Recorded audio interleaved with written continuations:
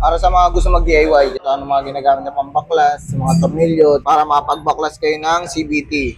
Magkakaiba ng tornilyo yan. Bale, ito pala yung kailangan nyo. Kaya kayo gumamit ng impact. Kailangan 8 yung digits. Sisimulan natin buksan yung panggilid.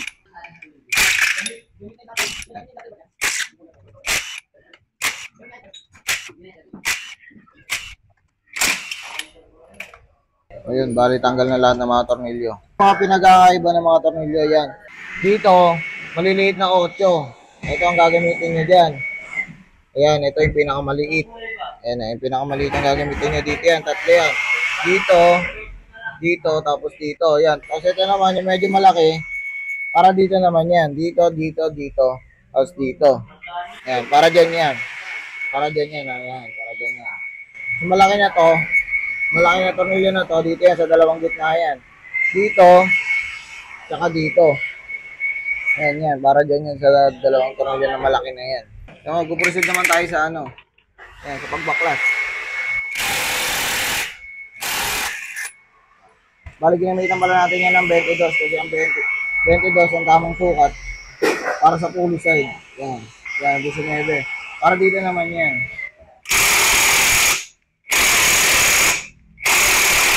Pinaklas na natin. Dito naman may tamang bala dito. Pwede yung di kamay. Meron naman kami dito yung proper tools na talaga para sa torque drive. Yan, ito. Ito, bili kayong ganyan, no? Parang gusto niyo mag-DIY sa bahay, no? Meron kayong magagamit na ganito. Isang ko ngayon dyan. Tapos pabarilin nyo siya palabas para umangat. O yan, mapakitaan kayo ng aking mekaniko. Ayan, no?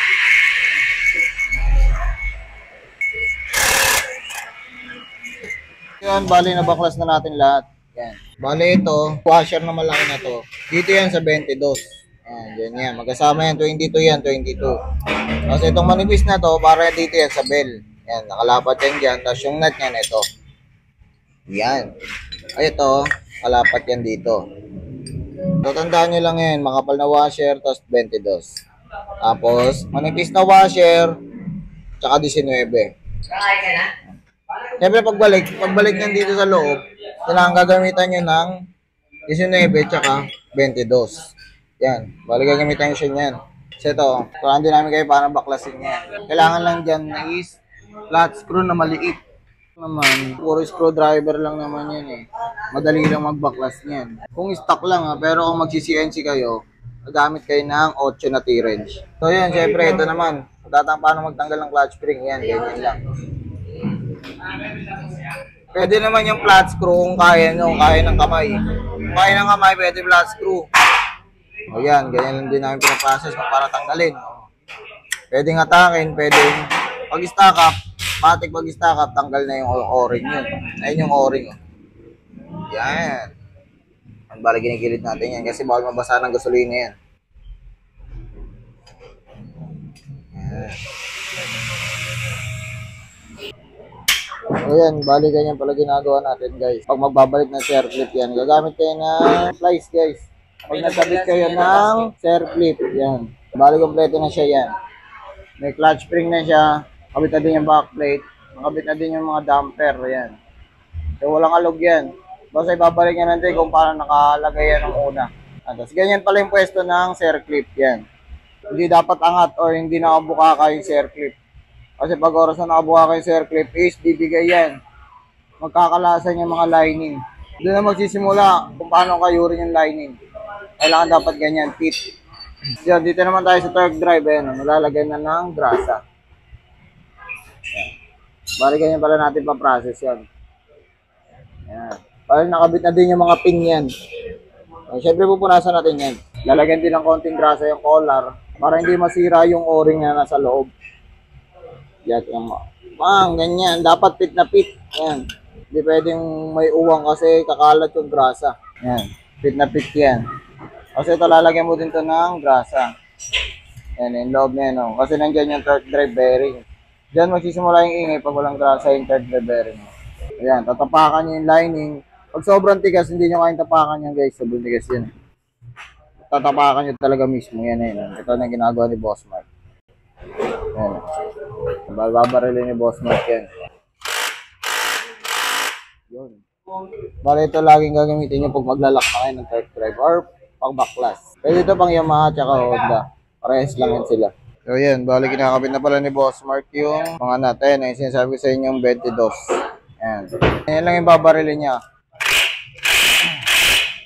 Puro mga dalawang piga lang.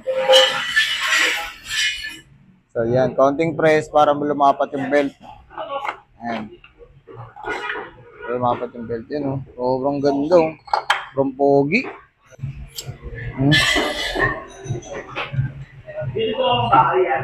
Nababaral niya lang 19. Ipapaanda rin na pala yan para lumapat yung belt. Ayun, bali nakalapat na pala yung belt niya. Dapat ganyan yung lapat ng belt. Para hindi mapagpag.